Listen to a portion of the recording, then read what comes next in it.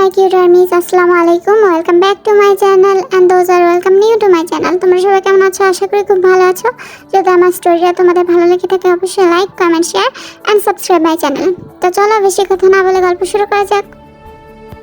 আজ তে কলেজে যায়নি, যদিও জিমিন অনেকবার বলেছিল যাওয়ার কথা, কিন্তু তে যেতে রাজি হয়নি।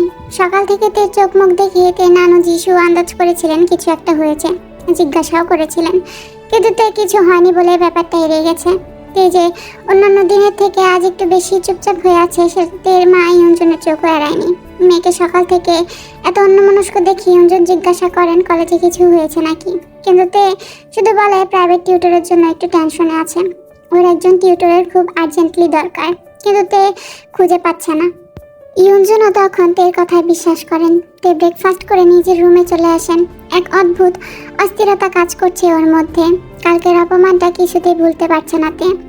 এদিকে জাঙ্গুক কলেজে এসে বেশ অস্থির হয়ে উঠেছে। যাই হোক, ওদের সাথে খারাপ ব্যবহার করেছে। হ্যাঁ, এদের হয়তো ক্লাস চলাকালীন এরকম কিছু করা উচিত হয়নি, কিন্তু তাও ওর করা ব্যাপারটাও ঠিক ছিল না।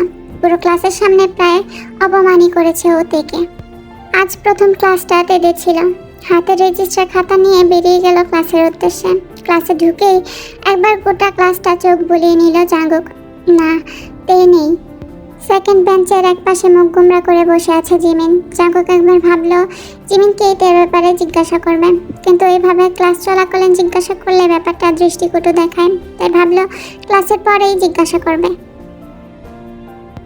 ক্লাসের শেষে জিমিনকে কিছু জিজ্ঞাসা করার আগেই জিমিন ক্লাস থেকে বেরিয়ে যায়। তারপর আর কি, জাঙ্গুকও বেরিয়ে গেল রুম থেকে। জিমিন চলে গেল ক্যান্টিনে আর বসে বসে ভাবতে লাগলো, অদ্ভুত একটা লোক, দেখে কালে এতগুলো কথা শুনিয়ে কি সুন্দর দিব্যি ক্লাস করে চলে গেল, কোনো অনুশোচনা নেই। মনে হচ্ছিল মেরে মাথাটা একবার ফাটিয়ে দিই। কি ব্যাপার, আজকে সুগা বিলাটাকেও দেখতে পাচ্ছি না, কলেজে আসেনি নাকি? ধুর, আমি কেন ওই বিলাটার কথা ভাবছি? এই বলে জিমিন নিজের মাথায় একটা বাড়ি মারে। অন্যদিকে তে আজ বাজারে গেছে। তের মা ইউনজন অনেক করে বারণ করেছিলেন, কিন্তু তে শুনলে তো। ওর মা ইউনজন সংসারে যাবতীয় সব জিনিসপত্র কিনে আনেন, কিন্তু আজ তের ইচ্ছে হয়েছে ও সব কিনে আনবে আর ওর মা বাড়িতে থাকবে। ব্যাস, আর কি, ইউনজন আর কি করবেন? তে যদিও সেভাবে কখনো বাজারে যায়নি, কিন্তু তাও আজকে যাবেই। সাধারণত 3টার পর কলেজটা ফাঁকা হয়ে যায়, কারণ তারপরের ক্লাসগুলো খুব একটা ইম্পর্ট্যান্ট হয় না আর কেউ করতেও চায় না। কিন্তু তে নেই বলে জিমিন আজ সব ক্লাসগুলোই করছে, কারণ একটাই, তেকে নোটসগুলো দিতে হবে। জিমিন করিডোর দিয়ে হেঁটে যাচ্ছিল আর উল্টো দিক দিয়ে জাঙ্গুকও কোনো ক্লাসের উদ্দেশ্যে বেরিয়েছিল। জিমিনকে দেখে দাঁড়িয়ে পড়ে, কিন্তু জিমিন একবারও জাঙ্গুকের দিকে না তাকিয়ে জাঙ্গুকের পাশ কাটিয়ে বেরিয়ে যেতে গেলে জাঙ্গুক বলে, এক্সকিউজ মি জিমিন, আমার তোমার সাথে কিছু কথা বলার ছিল। জিমিন তখন পিছন ফিরে বেশ গম্ভীরভাবে উত্তর দিল, কি কথা স্যার? না মানে বলছিলাম যে, জাঙ্গুক কি বলবে বুঝতে পারছিল না, তাই একটু আমতা আমতা করছিল। স্যার, আমার ক্লাস আছে, আপনার যদি কিছু বলার থাকে বলুন, নাহলে আমি যাচ্ছি, আমার ক্লাসের জন্য দেরি হয়ে যাচ্ছে। না জিমিন, বলছিলাম তে মানে তেয়ং আজকে দেখছি না যে তোমার সাথে। কেন বলুন তো, হঠাৎ তের খোঁজ করছেন? আরো কোনো অপমান করা বাকি থেকে গেল নাকি? আর এমনিতেও আপনি হয়তো ভুলে গেছেন যে ওকে আপনি 2 দিনের জন্য সাসপেন্ড করেছিলেন। জিমিন বেশ ঝাঁঝিয়ে কথাটা বলল। হ্যাঁ মনে আছে, কিন্তু তুমিও হয়তো ভুলে গেছো আমি বলেছিলাম যে শুধুমাত্র আমার ক্লাসের জন্য 2 দিন সাসপেন্ড করেছি, বাকি ক্লাসগুলো তো ও করতে পারবে। সিরিয়াসলি, আপনি কাল সবার সামনে ওকে অপমান করলেন, আর আজ আপনি এক্সপেক্ট করছেন যে ও কলেজে আসবে? আরে, আপনার অপমানগুলো হজম করার জন্য তো ওর কিছুটা টাইম প্রয়োজন, তাই না? দেখো জিমিন, তুমি আমাকে ভুল বুঝছো। না স্যার, আমি আপনাকে ভুল বুঝছি না, বরং আপনি থেকে ভুল বুঝেছেন। ওই চিরকুটটা আমি থেকে দিয়েছিলাম, কারণ আমি কলেজের পর ওকে নিয়ে ঘুরতে যাব বলেছিলাম, কিন্তু ও রাজি হয়নি। তাই সকাল থেকে ওকে বিরক্ত করছিলাম যাতে ও রাজি হয়ে যায়।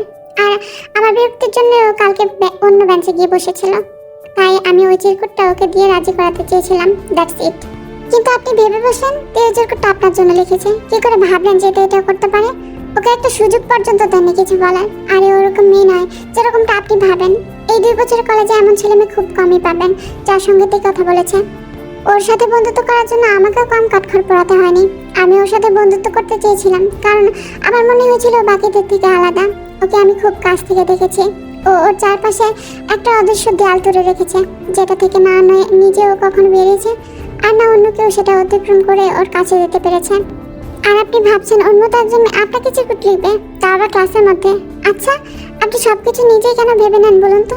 একবার সামনের জনকেও তো এক্সপ্লেন করার সুযোগ দেওয়া উচিত, তাই না? সবাই সমান হয় না স্যার। যাকে দেখে যেরকমটা মনে হয় সে সেরকমটা হবে তার কোনো মানে নেই। যেরকম আপনাকে দেখে বোঝা যায় না আপনি এরকম মানসিকতার মানুষ। জিমিন কথাগুলো প্রায় এক নিঃশ্বাসে বলে চুপ করলো, চোখ দুটো লাল হয়ে গেছে। জিমিন, কি বলছো এসব? এটা জাস্ট একটা মিসআন্ডারস্ট্যান্ডিং ছিল। জাঙ্গুক কথাটা বেশ জোরেই বলল। সরি স্যার, আমি ওভাবে বলতে চাইনি, কিন্তু আপনার মিসআন্ডারস্ট্যান্ডিং এর জন্য তাই কষ্ট পাচ্ছে। দেখো জিমিন, কালকের জন্য আই এম সরি।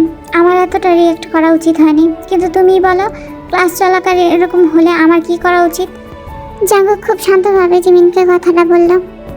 আমার জানা নেই, আর সরিটা আমাকে না বলে থেকে বলবেন। আমার এখন ক্লাস আছে, আমি আসছি।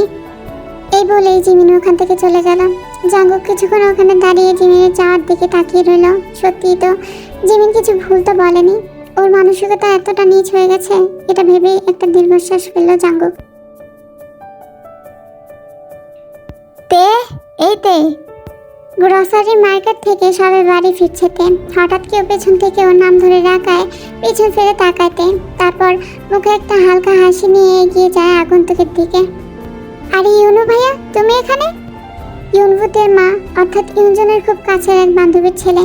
স্কুলে পড়াকালীন থেকে পড়াশোনায় অনেক গাইড করেছি ইউনভু। নিজের বোনের মতোই ভালোবাসে ইউনভু থেকে, কিন্তু গত 2 বছর আগে পুলিশের উচ্চপদে নিয়োগ হয়ে অন্য জায়গায় চলে যায় ইউনভু, আর যোগাযোগও বন্ধ হয়ে যায়। আজ এতদিন বাদে ইউনভুকে দেখে তে খুব খুশি হয়ে যায়। হ্যাঁ, অনেকদিন বাড়ি আসেনি, তাই মা খুব রাগ করছিল। আগের 2 বার তো সেরকম ছুটি পাইনি, তাই মা বাবাই দেখা করতে গিয়েছিল, কিন্তু এবারে কিছুদিনের ছুটি পেলাম তাই চলে এলাম। তুই বল, কেমন আছিস? আর কাকিমা আর নানু কেমন আছেন? সবাই ভালো আছে। তুমি কেমন আছো? ওই চলছে আর কি। তারপর তুই বল, তোর পড়াশোনা কেমন চলছে? পড়াশোনার কথা বলতেই ওর মুখটা শুকনো হয়ে যায়। ওকে যে 2 দিনের জন্য সাসপেন্ড করা হয়েছে সেটা তো বাড়িতে বলেনি। ইউনুকে বললে যদি ওকে খারাপ ভাবে, তাই চুপ করে থাকলো। তে কোনো উত্তর দিচ্ছে না দেখে ইউনু আবার জিজ্ঞাসা করলো, কি রে, কি হলো বল? আর পড়াশোনার কথা বলতেই তোর মুখটা এমন শুকিয়ে গেল কেন? না মানে ইউনু ভাইয়া, আমার একজন টিউটরের খুব দরকার।